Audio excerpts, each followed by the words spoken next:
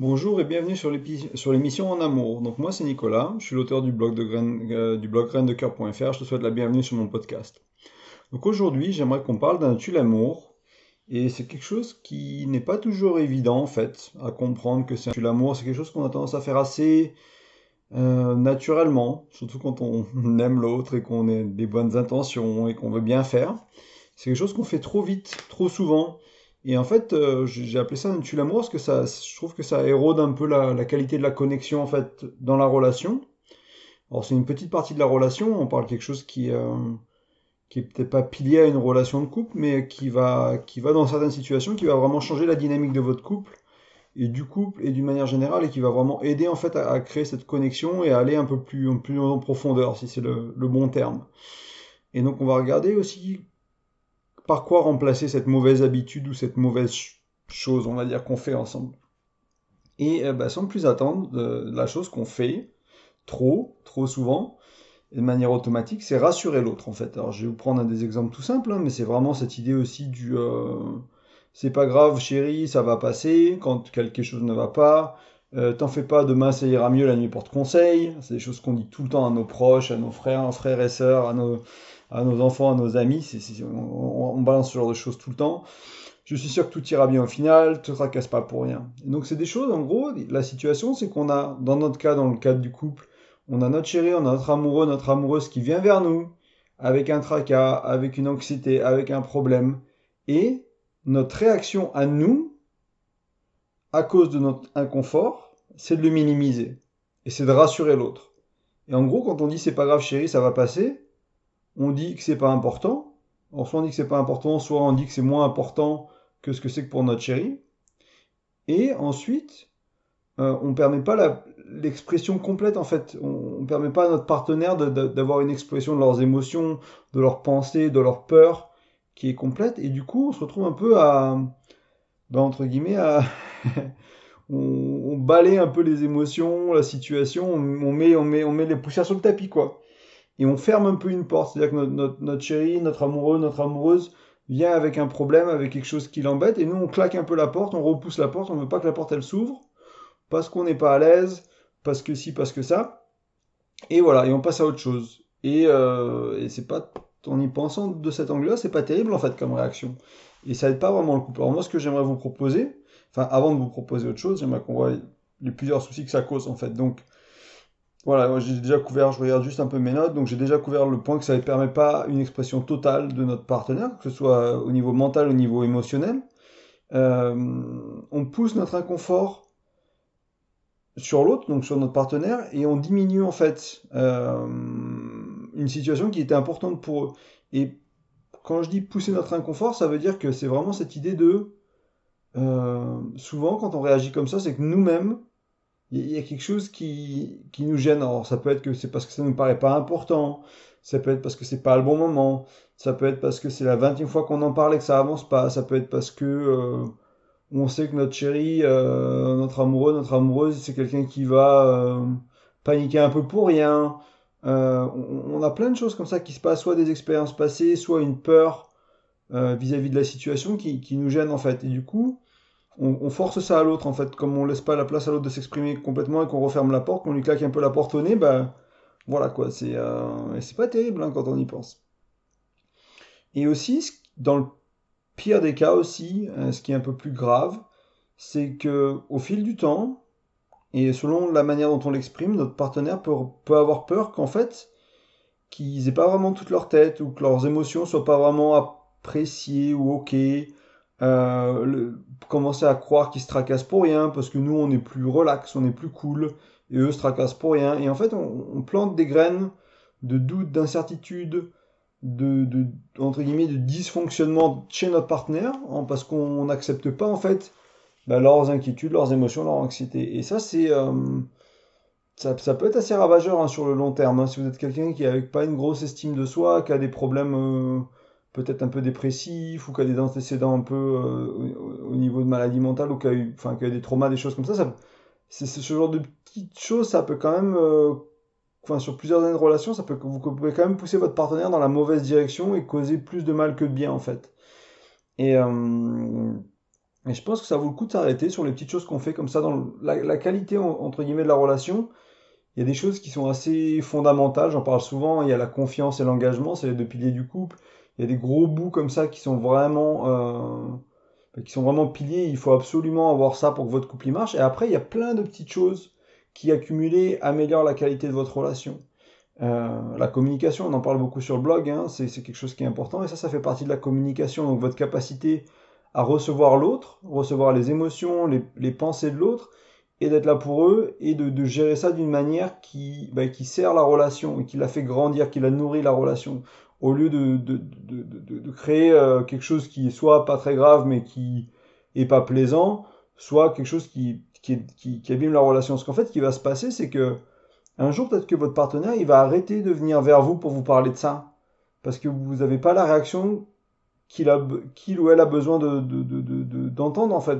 Vous avez une réaction d'inconfort, de rejet, de manque d'acceptation, pour être un peu moins fort dans mes propos aussi, éventuellement. Et eux, ils cherchaient du support, ils cherchaient de l'écoute, ils cherchaient une solution, ils cherchaient pas mal de choses. Et ouais, c'est pas terrible. Vous allez peut-être perdre un peu cette qualité de connexion. Vous allez peut-être que votre partenaire, ils vont parler de ces problèmes-là à quelqu'un d'autre qui sera d'une meilleure oreille.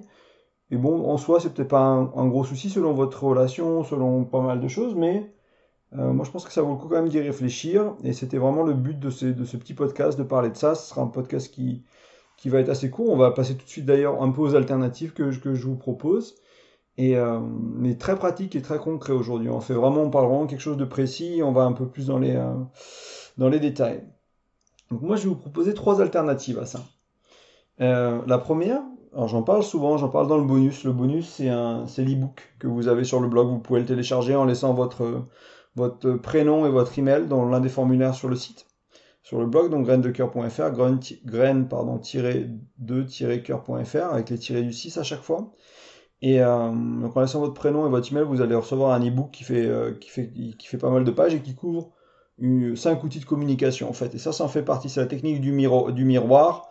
En anglais, ils appellent ça mirroring. Et en gros, cette technique, ça va consister, et on verra un exemple un peu plus tard dans le podcast, pour vraiment vous montrer un bon et un mauvais exemple avant de clôturer. Mais c'est répéter ce qu'on entend avec les mots de l'autre ou nos mots à nous, jusqu'à ce que notre chéri, notre amoureux se sente compris. Donc par exemple, bon, on verra l'exemple après.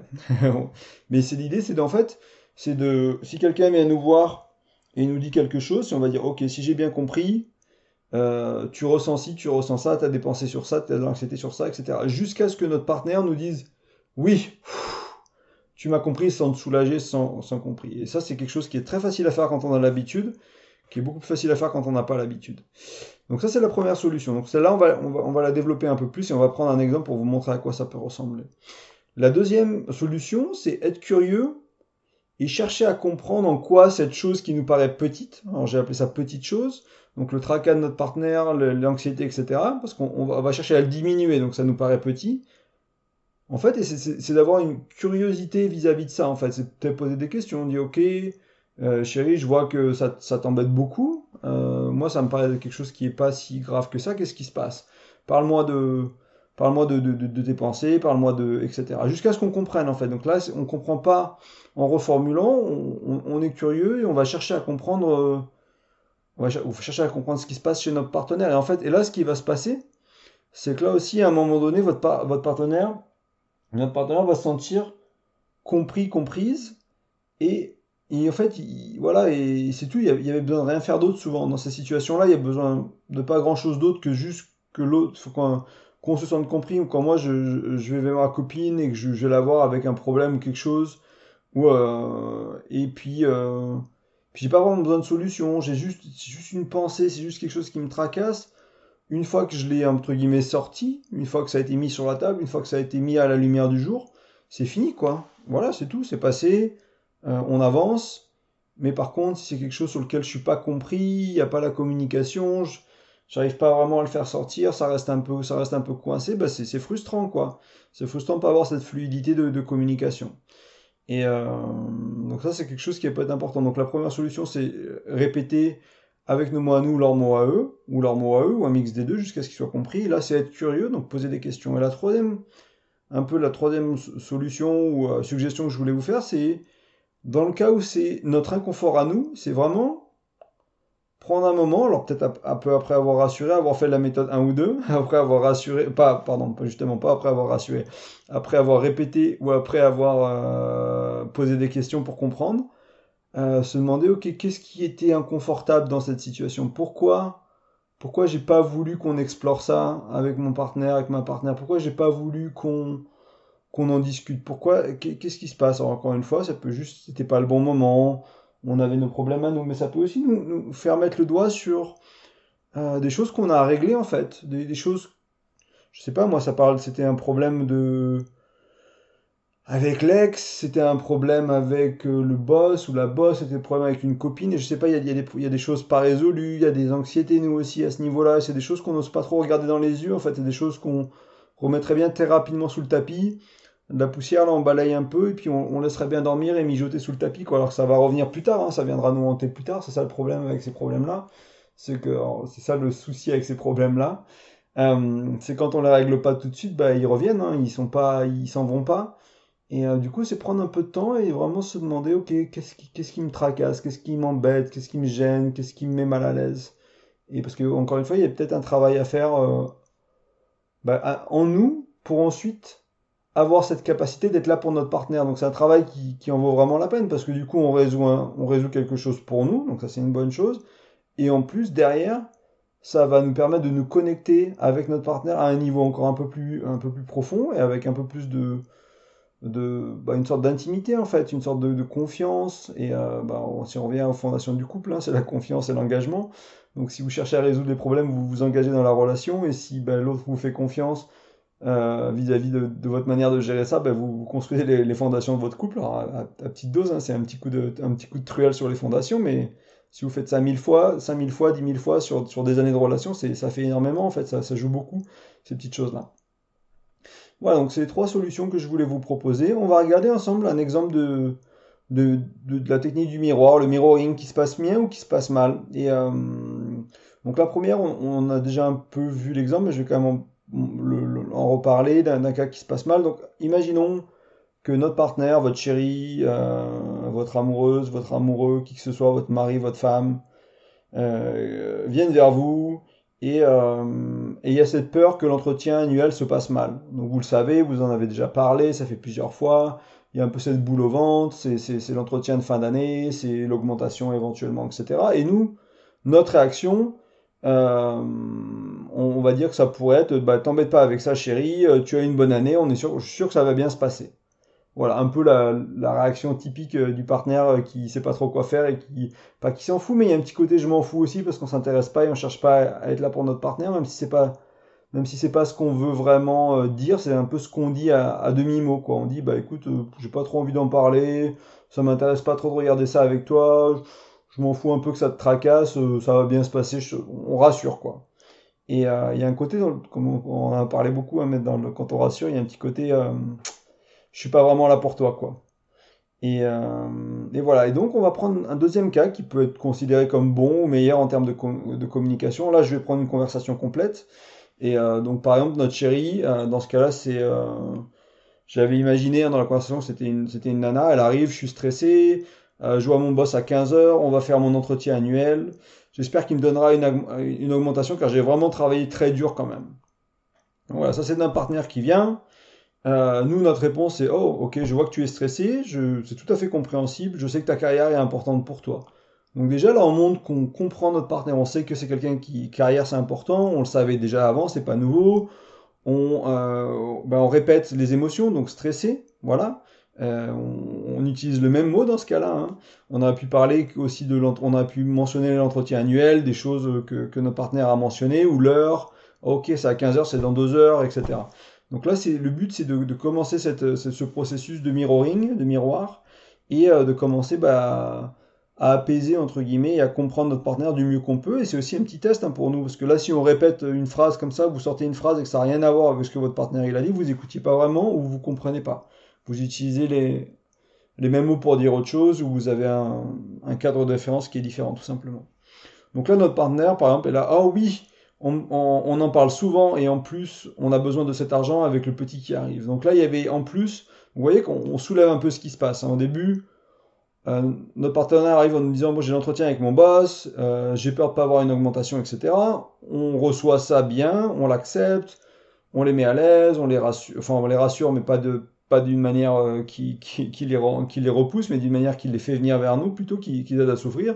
Et là, on commence à comprendre ce qui se passe en dessous, en fait. C'est-à-dire que c'est quelque chose qui l'a tracassé depuis un moment, et en plus là, eh ben, il y a un bébé qui est en cours, quoi, qui va arriver dans les mois à venir, et ben, il y a ce besoin de cette augmentation pour recevoir l'enfant dans les meilleures conditions, en fait. Et donc ça, c'est pas tant l'augmentation elle-même qui tracassait notre partenaire. Dans ce cas-là, c'est aussi ce que voulait dire cette augmentation. C'est pas nécessairement juste avoir plus d'argent, c'est ok l'impact sur nos vies, l'impact sur la carrière, etc. Peut-être quelque chose qu'elle voulait faire avant de devoir prendre son congé maternité, si c'est le cas d'une femme, par exemple. Parce qu'après, on sait très bien que ça peut être compliqué d'avoir une carrière arrêtée pour un congé de maternité et de rater une promotion juste avant et peut-être pas l'avoir quelques années après être revenu au boulot parce que quelqu'un d'autre aura été promu, parce que voilà, on aura perdu un peu, on aura d'autres priorités, on aura l'enfant, etc.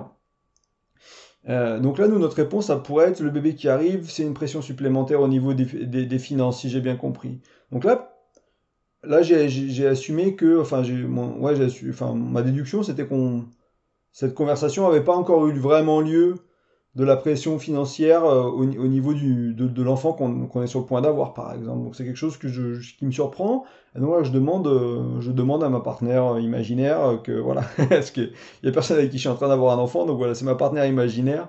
Et, et je demande si j'ai bien compris que bah voilà, c'est une pression supplémentaire. Et là, la réponse de ma partenaire imaginaire, c'est carrément, je sais qu'on a tout calculé, mais j'ai toujours cette boule dans le ventre quand j'y pense. Et voilà, donc là, on commence à vraiment se rendre compte qu'en fait, le souci, c'est, encore une fois, c'est pas l'augmentation, l'entretien avec le boss, c'est en partie ça, mais c'est aussi la sensation qu'a notre partenaire quand elle pense aux finances vis-à-vis de l'enfant qu'on va avoir, etc., etc. Et là, on peut répondre par exemple, je vois que notre avenir est important pour toi, c'est touchant, merci d'être aussi engagé. Est-ce que je peux faire quelque chose pour te soulager aujourd'hui? Est-ce que je peux, je sais pas, moi j'en sais rien, peut-être que elle peut se concentrer sur l'entretien et on fait la vaisselle ou on fait la bouffe ou voilà, on lui fait un massage pour la relaxer, on prend soin de quelque chose, on fait en anglais ils appellent ça rehearsal, c'est quand on fait un faux entretien entre guillemets. Donc moi par exemple je pourrais jouer le boss, elle joue l'employé, on fait un petit jeu de rôle et puis on discute de tout ça. Et comme ça, elle peut s'exprimer plusieurs fois, elle peut montrer ses documents qu'elle veut montrer pour essayer d'avoir cette augmentation. Voilà, donc c'est un peu le dialogue. Je vais vous le relire d'une traite sans commentaire pour essayer de l'imprégner un peu plus. Donc là, c'est ma chérie imaginaire qui vient. Là, je suis stressé, je vois mon boss à 15h. On va faire l'entretien, on va enfin faire l'entretien annuel. J'espère qu'il me donnera une augmentation. J'ai travaillé très dur cette année. Moi, je réponds, je vois que tu es stressé, c'est compréhensible. Je sais que ta carrière est importante pour toi. Oui, en plus, on en parle souvent et c'est un stress supplémentaire avec le petit qui arrive bientôt. Ah, le bébé qui arrive, c'est une pression supplémentaire pour toi au niveau des finances, c'est ça, si j'ai bien compris. Carrément. Je sais qu'on a tout calculé, mais j'ai toujours cette boule au ventre quand j'y pense. Donc nous, alors je vais finir. Je vois que notre avenir est important pour toi, c'est touchant. Donc là, voilà, merci d'être aussi engagé, puis je faire quelque chose pour toi. Et il y a quelque chose qui est important pour moi dans cette dernière phrase. Je vois que notre avenir est important pour toi aussi. Notre partenaire, enfin ma partenaire imaginaire, parce qu'elle se fait du souci pour l'avenir de la relation. Elle y pense, elle prévoit, elle planifie, elle anticipe. On a déjà tout calculé, mais et ça passe niveau financier, mais bon, il y a quand même cette boule. Donc c'est aussi bien un peu de la rassurer, quoi, de voir qu'on fait attention à ses mots, qu'on fait attention à ses soucis. Et puis dans ce cas-là, moi je me suis senti touché en écrivant ce texte. Donc c'est voilà, il faut être honnête, hein, il faut pas dire des choses qu'on ressent pas. Mais il y a un petit côté touchant de voir à quel point elle est engagée dans la relation, à quel point c'est important pour elle cette augmentation, ce bébé qu'on est en train de faire ensemble, quoi.